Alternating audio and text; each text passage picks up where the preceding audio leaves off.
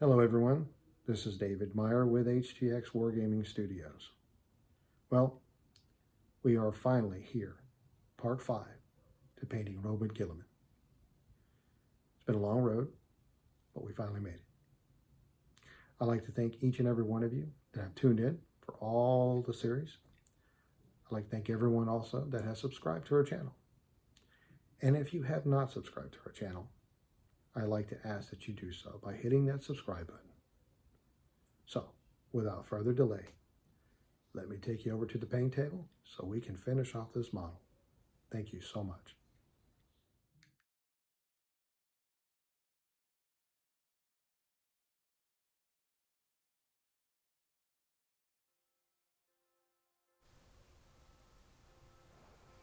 All right, well, here we go. So we're using a blue tone and we're mixing it in with a Lamia medium. And I do not want to overload the blue. I just want a little bit of darkness, the blue that I use. So I added 3 parts Lamia medium to 1 part of the blue tone wash from Army Painter. And all I'm doing is I'm painting in directly into the crevices that are in and around the model.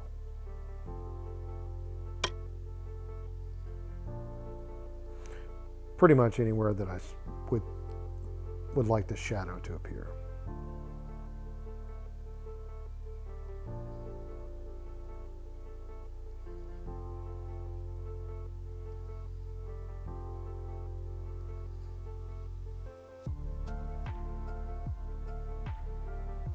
In and around the boots. You saw me earlier painting in and around the chest area. Now we're moving to Fenrisian Gray. Now we're going to do some edge highlighting here. Now edge highlighting is an advanced technique, but I only use a little bit on this model. And all I'm doing is hitting the knuckles on this one hand with the edge highlighting. I do a couple other spots on this model, but they're not recorded or shown in this feature. So, but you know, edge highlighting is an option. You can edge highlight the heck out of a model if you want to and make it come out looking like a Tron. But I only do it a little bit because too much of it can be a little overbearing. Now, they look great, but it's not something I like to do. So I only hit the high points. So jumping over to the airbrush, using Mephiston Red air paint. So these are the parts of the base of the model. And we get started, and we just hit it with a Mephiston Red.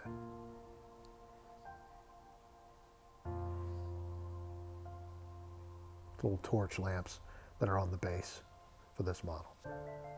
There are 2 of them. I'm going to make that thing look like fire.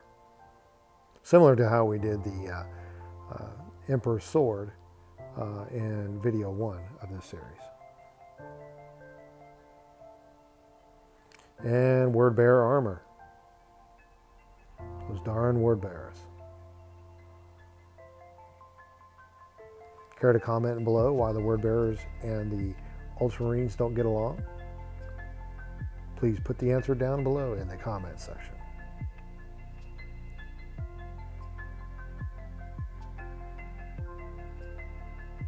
So now we're moving over to a pewter gray color. Okay, airbrush flow improver because the paint's not ready for airbrush, so we make it ready by adding that in. So, and we're doing a little eagle head that is on the base as well, and we're just painting it with the airbrush. Going to give it a stone look or concrete look, but that's what we're going to do with this. There you go. So that was quick and easy. So now we're adding white scarlet. Okay, and pewter gray, so we're lighting up the gray. That's what we're doing, mixing the colors. Again, I had to add the airbrush flow improver to it because this paint is a little thicker than it and does not provide the allowance to pass through the airbrush needle. So, and I'm just providing a little highlight to the head of the eagle.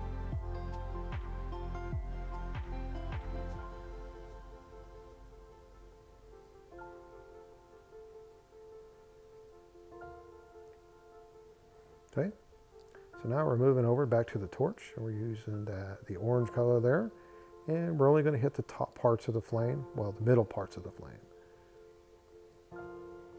Concentrating the blast in specific areas, not to remove the red in the lower parts.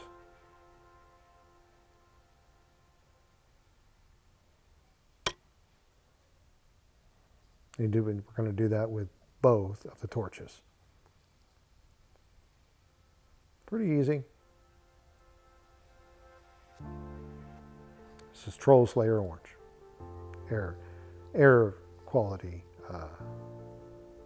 air paint, excuse me. Going to hit it a little bit more. Just trying to build up the paint.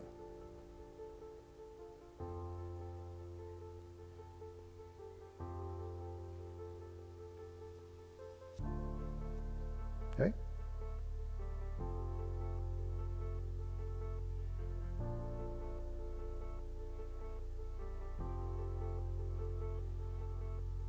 Now we're moving over to the yellow flash. It gets yellow.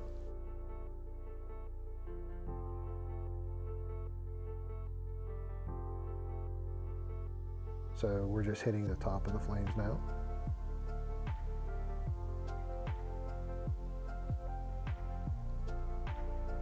Just give it that bright orange or bright red or bright yellow fire color.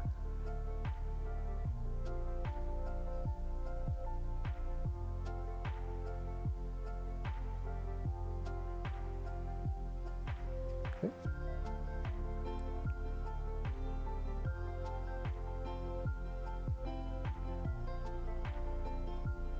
Come along very nicely.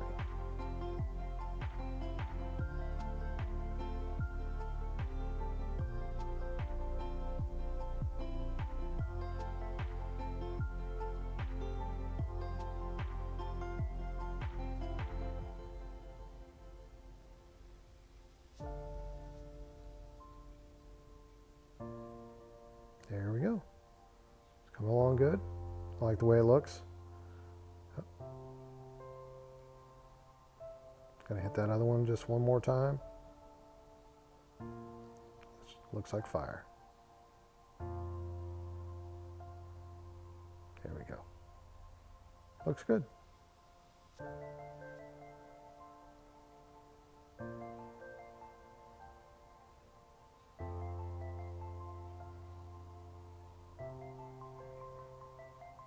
It's like the Olympic torch, doesn't it? So, now we're moving to Kislev flesh. And we want this thing to look like mud. So here we go. We're going to spray we're doing a light spray. We want the black to show up just a little bit. That was the black primer that I used. So just to give it a dark look. So we're hitting it with the Kislev flesh color to give it a mud look. That's what I wanted. Now, we will hit it later with some other colors to kind of get rid of the brown, but it's going to contrast with the other color we're going to use. So that is the base that we're going to stand Guilliman upon. Okay. Back to the brush table. Now we're going to look at all the parts we've airbrushed. So these are the components that will be assembled onto the base. So there's the main base. So here we go. We use some white scar, Fenrisian gray, and lead belcher, Abaddon black, Gone gold, and some null metal.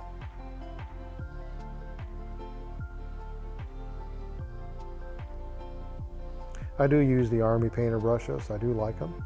Not on everything that I do, but sometimes I use a lot of the Army Painter brushes. I do like them. They've got some miles on them. So what I'm doing here is I'm just painting the skulls. And there are a lot of skulls on this base. They hide from you. I remember when I was painting this, I kept finding them as I was painting. So now we're going to do the bullet casings, or bullet shells. And there's a lot of those on there. So this takes a little while to do, but I go through it and you'll see there's a lot of bullet casings, or bullet shells, all over the base. whatever Guilliman's been doing, or whoever fired these, they shot a lot of bullets. Anyway, you'll see as I keep going, there's a lot of them. So I'm using a lead belcher now on some of the parts that I believe to be metal components that are that require it. So there you go. There's another bullet I found, bullet shell. So I keep finding them as I go along. So it adds to the detail.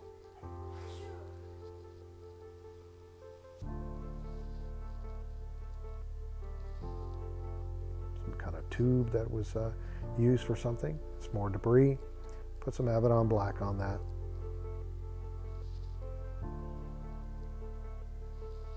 We're dry brushing.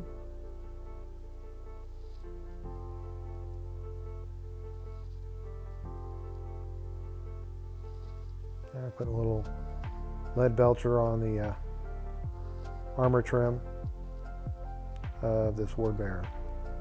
Fallen word bearer. Traitor. Sorry. Again, if anybody wants to comment below on why the word bearer and the Ultramarines hate each other so much.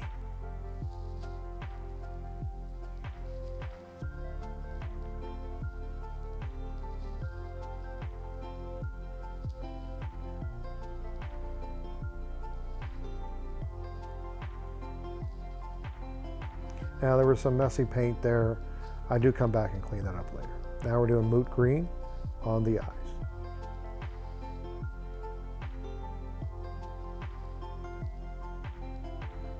Now, notice that when I paint the eyes, I don't come directly at the eye. I come at it from the side. It's a lot easier to see what you're painting from that angle. So try that next time when you have some eyes that you need to paint on the model. Come at it from the side rather than directly towards it, like you're going to poke him in the eye.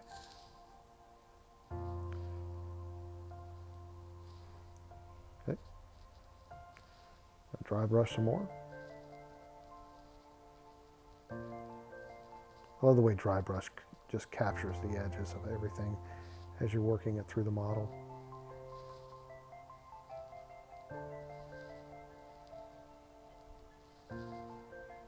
There you go, it looks pretty good, right?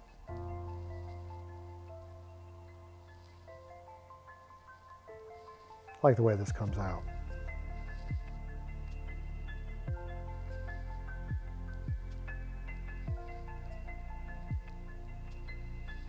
We're going to dry brush the base. Capture all that detail. Now, if you notice, I've been using the side of my left hand to pull the paint off. Works well for me. It's right there beside me. Some people use a napkin, some people use a towel, some people use a cloth. It doesn't really matter. Whatever you want. I use the side of my hand to get the paint off.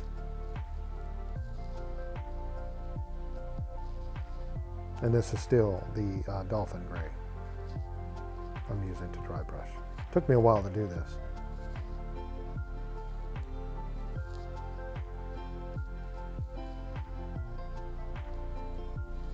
Again, dry brush is easy. If you like to see some basic tutorials or a basic tutorial on how to dry brush, the way that I do it, please check out some of the videos on our channel. There's one on how to dry brush.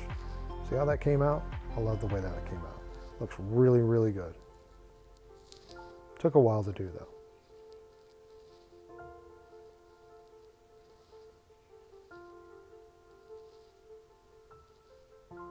There's the base, all put together. It's looking good, isn't it? Now, we're going to have to get those recesses, capture them. How do we do that? Well, that's easy. Going to use some good old-fashioned Nuln Oil. Just start putting it on there and getting those crevices. Now, you could say that what we could do is do the Nuln Oil and then do the dry brushing after the Nuln Oil dries. It's a preference, whatever you want to do on that. I like to do it afterwards. That way I can mute the dry brushing just a little bit. Some of it can be a little bit overbearing in some places, but this is providing shadow for the base.